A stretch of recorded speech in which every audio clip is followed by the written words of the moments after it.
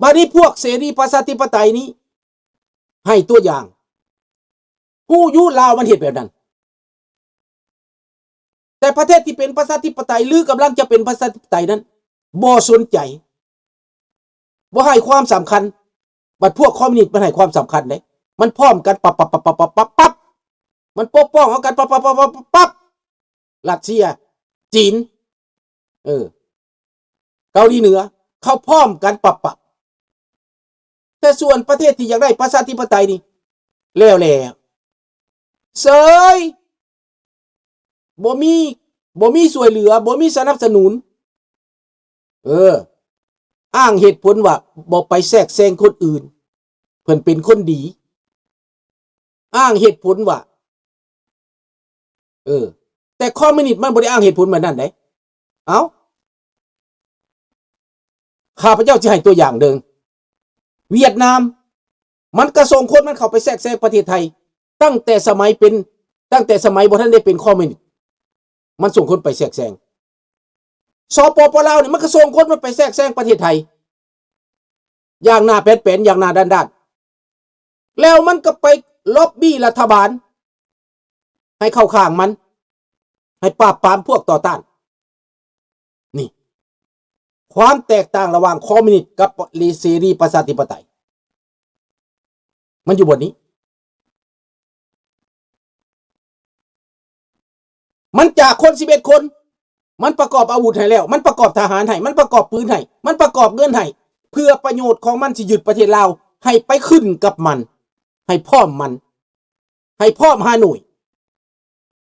รัสเซียก็ให้ประเทศเวียดนามเงินเพื่อให้ไปเป็นเรียกแหล่งตีนมือของฮานอยของรัสเซียจีนก็ให้อาวุธให้เงินเพื่อไปเป็นลูกแหล่งตีนมือของจีนและค่ายตะเวนตกเขาดีละฝ่ายตะเวนตกฝ่ายเสรีนี่มีผู้ใดให้เงินแม่นเฮาซ้ำเอาเงินไปให้เห็นบ่ต่างกันบ่ต่างกันอยู่บ่อนนี้บ่อนมันเสียนั่นน่ะบ่อนมันยากนั่นน่ะเฮาไปเบิ่งแม่พม่านี่จักปีแล้วที่เขาต่อสู้มานี่นะยังบ่ทันมีประเทศใดซอยเขาเพื่อให้ได้ประชาธิปไตยบ่มีลาวเฮานี่ก็รูปๆดอนๆต่อสู้มานี่นะดีบ่ดีถือเขาหาเรื่องใส่ซ้ำเขาหาเรื่องใส่ว่าขบวนการข้ามชาติจังสิและแก้วมันเคยเว้าบ่คอมมิวนิสต์มันเคยเว้าบ่ขบวนการข้ามชาติบ่มีแม่นความอยู่ลุงพูแก้วโฮซิมินห์เข้าไปเคลื่อนไหวตั้งกองทัพตัวเองอยู่ในเวียดนามปี1927แม่นที่นครพนมถูกต้องลุงโปเว้าถูกในเวลานั้นประเทศไทยก็บ่ได้เว้าหยังลาวแดงก็ไปตั้งลาวอิสระอยู่หัวลำโพงเห็นบ่ล่ะไปตั้งพวกคอมมิวนิสต์ตั้งได้ในเวลานั้นได้รับการดูแลมันเป็นอย่างล่ะไล่เบิ่งดูหลังจากมันอยู่บ่ได้แล้วมันก็ไปอยู่ฮานอยเฮาเบิ่งคืนหลังเบิ่งไปหน้าและเบิ่งปัจจุบัน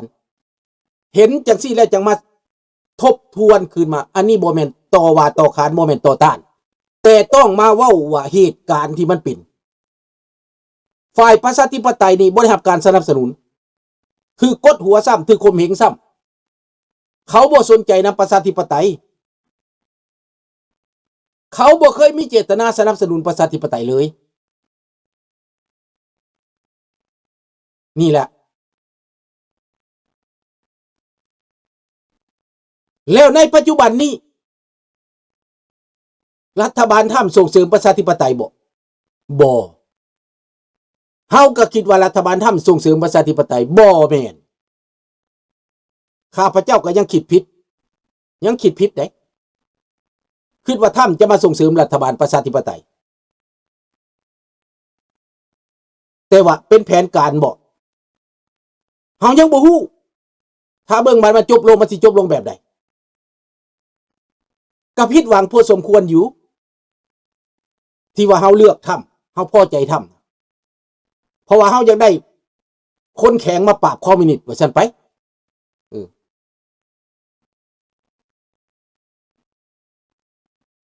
เรื่องนักธุรกิจเฮาฮู้อยู่แล้วแต่ว่าหน่วยความมั่นคงของอเมริกาเขาสิไปทางใดเฮายังเบิ่งอยู่เดี๋ยวนี้นะมันเป็นไม้หลอกมันเป็นละไม้ล่อบ่มันเป็นไม้แบบใดมันเป็นกลลวงแนวใดเฮายังอ่านบ่ออกเบิ่งสักนึงคือข่มเหงเซเลนสกี้ข่มเหงประชาธิปไตยข่มเหงฝ่ายเดียวกันเบิ่งสักนึงแล้วมันสิเป็นไปแนวใดเขาก็สิฮู้ในเดือน2เดือนข้างหน้านี้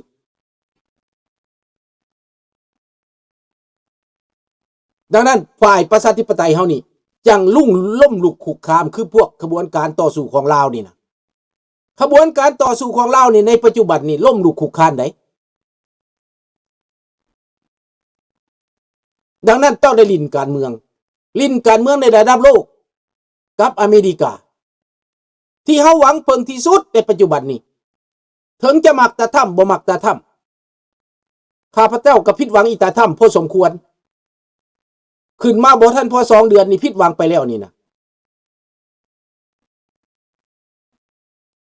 มันเปลี่ยนไปเปลี่ยนมานั่นแหละดังนั้นเฮาบ่ฮู้จักว่าแผนอีหยังก็ถ้าเบิ่งไปก่อนอย่าฟ้าวตัดสินใจเพราะว่ามันยังบ่ชัดเจนว่าซั่นไป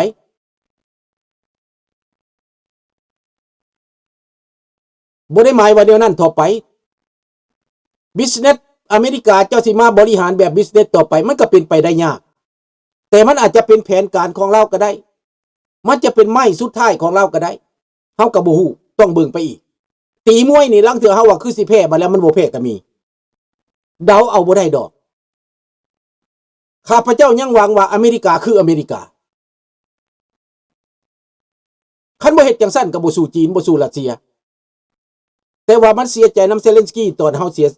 สียใจนำที่ตาถ้ำไปด่าเซเลนสกี้ต่อหน้าต่อตาชาวโลกนี่เฮาเสียใจแท้นี่นะคันสิเว้าก็ปิดประตูเว้าซะหั่นน่ะเฮาก็บ่ว่าหยังมันเป็นแบบนี้ที่ประเทศลาวมีโจรลักเล็กขโมยน้อยเยอะก็มาจากไสก็มาจากพวกโจรเนาะดังนั้นคนลาวต้องมีใจในเมื่อมันเป็นแบบนี้เฮามาสรุปว่าฝ่ายประชาธิปไตยฝ่ายเสรีฝ่ายโลกเสรีนี่เฮาบ่ทันเห็นว่ารัฐบาลในประเทศอาเซียนหรือรัฐบาลในโลกนี้มาสนับสนุนขบวนการต่อสู้ของประชาชนที่เรียกร้องประชาธิปไตยบ่มี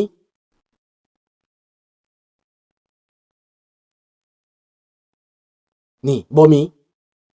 ยังบ่มี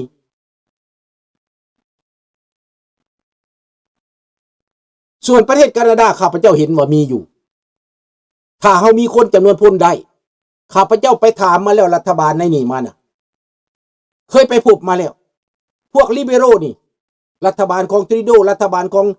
หัวหน้าใหม่ขึ้นมานี่ข้าพเจ้าเคยเข้าพบแล้วเขาให้การสนับสนุนแต่คนลาวเฮาบ่พร้อมกันซื่อๆข้าพเจ้าเคยได้เว้ามาแล้วถ้าเจ้ามีจำนวนพลถ้าเจ้ามีคนเขาให้เขาช่วยเหลือแต่เขาบ่ได้ให้กองทหารเขาให้กองทุนแต่เจ้าต้องไปเฮ็ดแท้ทำจริงจะต้องมีคนจะต้องมีจำนวนพลได้อันนี้ได้แน่นอนโลดอันนี้นะนายกยังบ่เปลี่ยนหัวหน้าฝ่ายเปลี่ยนหัวหน้าพรรคนายกคันต้องแม่นเลือกตั้งใหม่ผู้นี้ขึ้นมาเป็นนายกแทนถ้าบ่ได้เลือกตั้งเป็นนายกบ่ได้นายกนั่นแปลว่าหมดกำหนดบ่เฮ็ดต่อซื่อๆลาออกจากหัวหน้าพรรคถ้าเลือกตั้งใหม่ก็ผู้นั้นแหละขึ้นมาเลือกแข่งนายกนะผู้มาแทนหัวหน้าพรรคนะ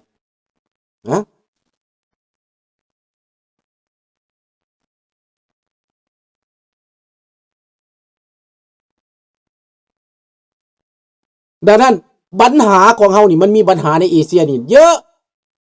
ปัญหาการปีนไปปีนมานี่นะ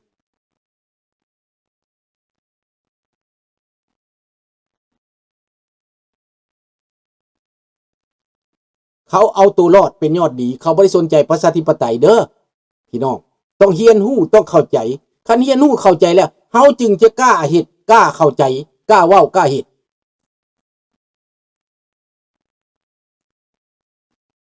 ถ้าทำเฮ็ดสงครามกับจีนก็ถือว่า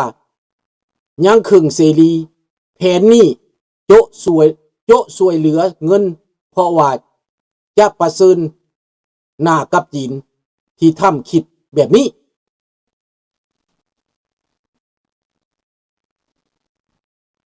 ก็แม่นอยู่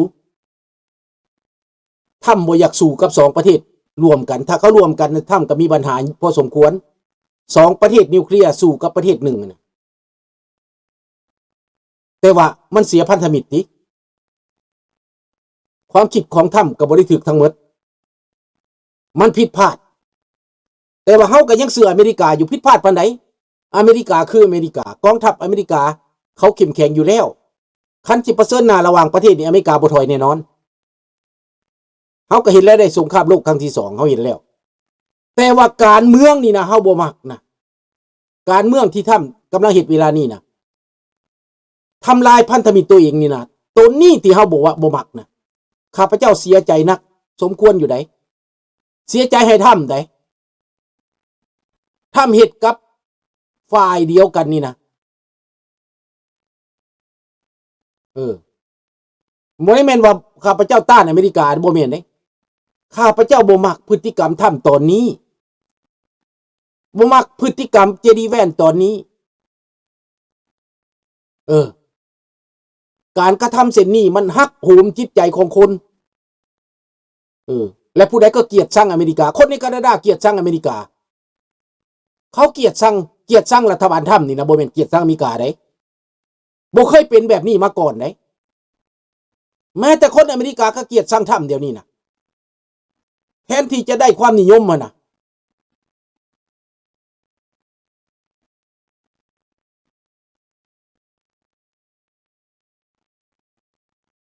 อาเซียนเป็นปัญหาเยอะก็เพราะถูกแทรกแซงจากต่างประเทศนั่นแหละจากต่างประเทศก็บ่แม่นจากไสจากคอมมิวนิสต์น้องธนพรจากแก้วจากลาวจากจีนเท่านั้นอเมริกาเขาบ่แทรกแซงดอกเขาบ่เฮ็ดไอ้นี่ไอ้เสือเด้อ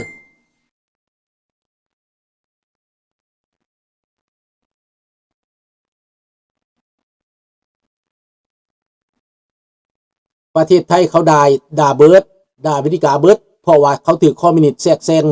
บางคนนักข่าวบางคนในประเทศไทยนั่นแหละด่าอเมริกามาตั้งแต่ปี1970ปูนก่อนอีกเขาบ่สนใจเรื่องประชาธิปไตยเขาสนใจเรื่องเผด็จการ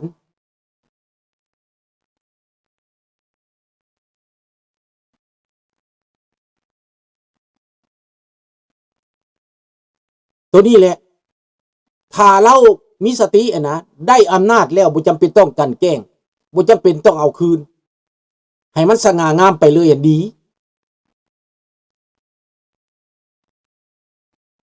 เอาคืนก็เอาคืนแบบเย็นๆเฉพาะตูเท่านั้น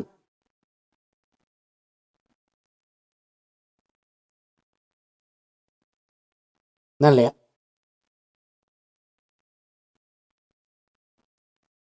ถึงมันจะกระทบเฮาโดยตรงก็ตามนะพี่น้องเฮาก็ยังเชื่ออเมริกาอยู่นั่นแหละเฮาบ่ได้เชื่อตาถ้ำแต่เฮาเชื่ออเมริกาอีตาถ้ำสิไปบ่ได้เฮ็ดบ่ได้ตาถ้ำหักหารที่เราเฮ็ดทำลายน้ำใจของคนทั้งโลกนี่เซเลนสกี้นี้ที่เขาต่อต้านรัสเซียหันแล้วเราไปพร้อมรัสเซียนี้ตัวนี้ที่เป็นขั้นสิว่าคะแนนนี่ตกต่ำที่สุดในตอนนี้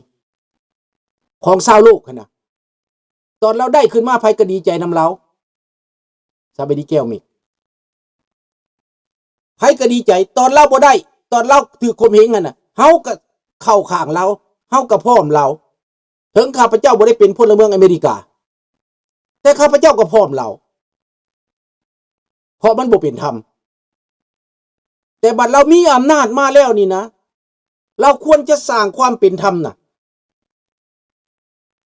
ตัวนี้แหละมันฮักแฮงน่ะ